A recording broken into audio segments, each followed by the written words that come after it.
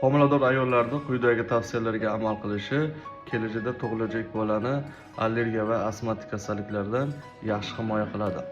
Birinchisi, omega 3 tarkibida omega 3 ga boy bo'lgan mahsulotlarni ko'p iste'mol qilish. Keyingisi, albatta vitamin D. Vitamin D immun tizimini hamma jarayonlariga chuqur ta'sir qilganligi tufayli bolada kelajakda shunday kasalliklarning rivojlanishidan yaxshi himoya qiladi. Keyingisi albatta sabzavotlar.